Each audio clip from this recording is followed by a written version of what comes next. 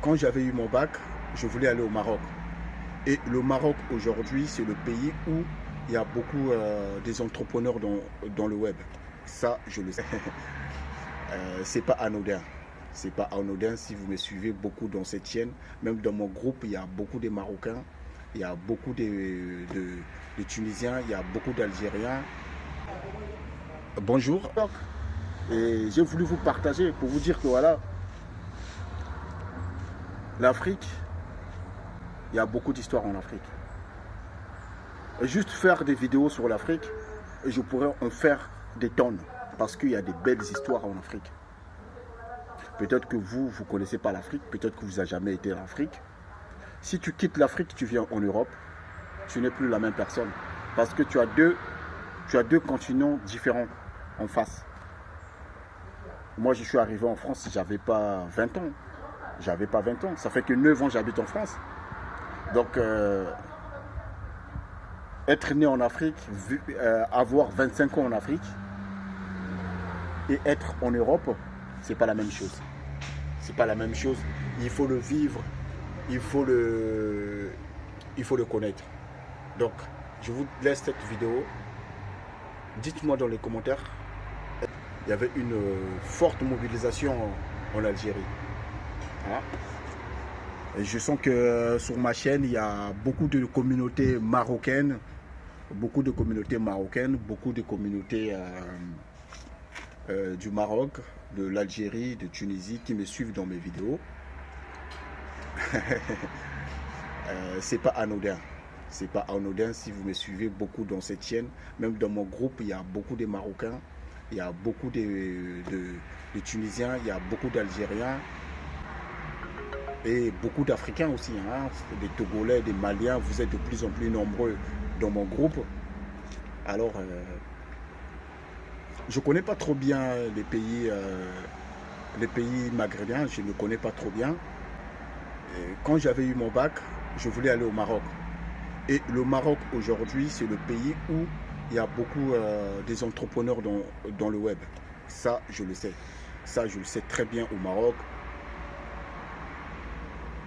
Et je vais vous raconter une histoire. En 2015, j'étais en couple avec une Marocaine. D'ailleurs, dans mes photos sur Facebook, elle m'avait offert un collier. Et ce collier-là, je l'ai toujours jusqu'aujourd'hui. Ce collier-là, je l'ai toujours jusqu'aujourd'hui. Mais malheureusement, notre couple n'a pas pu aller très loin parce que ses parents, ils n'étaient pas d'accord d'avoir un carlouche. Ah, c'est comme ça que vous dites. Un carlouche dans la famille.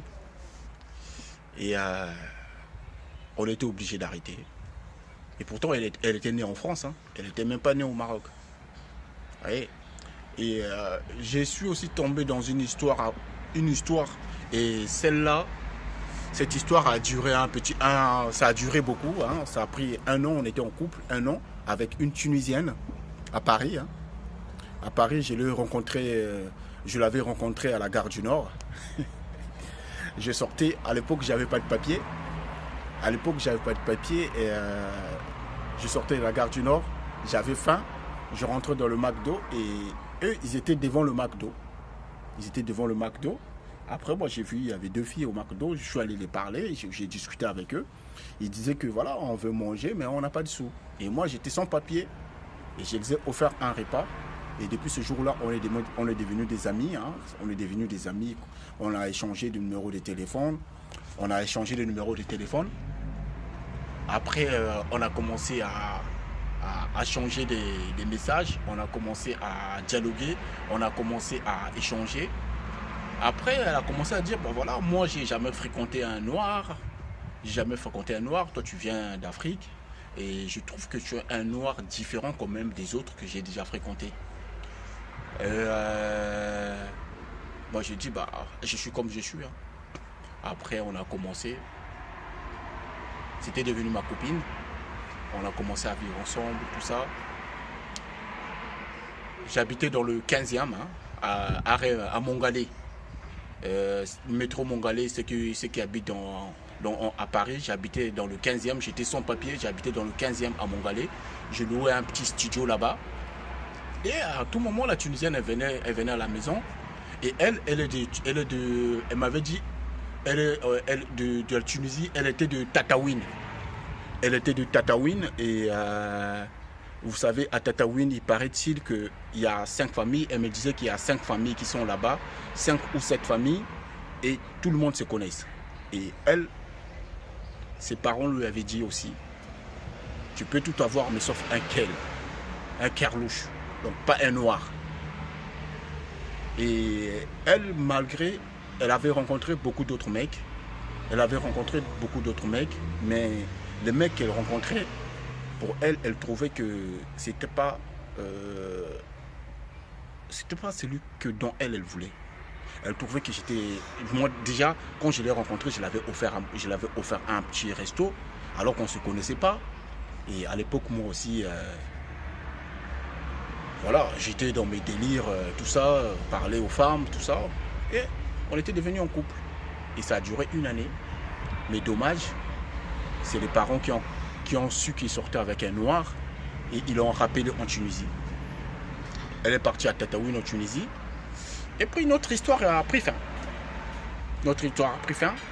Et 3 ans après, elle est venue me dire que voilà, mon histoire a pris fin avec toi parce qu'on m'a fait marier de force ici, tout ça.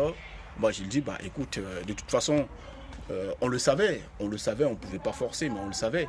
Mais sauf que le problème, c'est que cette fille-là, jusqu'aujourd'hui, elle me parle. Elle est mariée, mais elle me parle, elle me dit que voilà, pourquoi les gens sont injustes. Je me sentais bien avec toi et tout d'un coup, voilà. Après moi, je savais que ce sont les traditions là-bas, je ne pouvais pas la forcer parce qu'elle voulait qu'on puisse fuir ensemble. Qu'on prenne un billet, qu'on parte dans d'autres pays et qu'on se fasse disparaître. Moi, j'ai dit non. Moi, je ne peux pas faire ça. Tu as ta famille. Moi, je ne peux pas avoir un poids que tu puisses régner ta famille à cause de moi. Hein? Moi, je ne pourrais jamais tolérer de ça. Je ne pouvais jamais accepter que ma fille fasse partir avec un mec. Voilà. Après, c'est les lois du Maghreb. Hein. C'est les lois du Maghreb. Moi, je n'ai jamais été là-bas, donc je ne pourrais jamais juger ces genres de lois qui sont là-bas. Dans d'autres pays, il y a beaucoup de lois. Chacun il fait ce qu'il veut dans son pays. Hein. Chacun il fait ce qu'il veut dans son pays. Et c'est une histoire que je vous partage comme ça. Et c'est pas pour rien que dans ma chaîne, il y a beaucoup de Marocains. Il y a beaucoup des griottes qui sont en Afrique du Nord parce que tout simplement, eux, ils aiment les business en ligne, eux, ils aiment les formations en ligne et eux, ils veulent avoir leur certificat. Toi qui rêves, toi qui continues toujours à attendre, il ne faut jamais attendre. Il faut toujours avancer dans le business. Merci, c'était une histoire que je voulais vous partager. Dites-moi dans les commentaires ce que vous avez pensé de cette histoire. J'ai jamais été au Maroc, Tunisie, Algérie, Égypte. Je n'ai jamais été là-bas. Mais dans mon groupe, il y a beaucoup de communautés maghrébines dans mon groupe. Et je vous dis merci.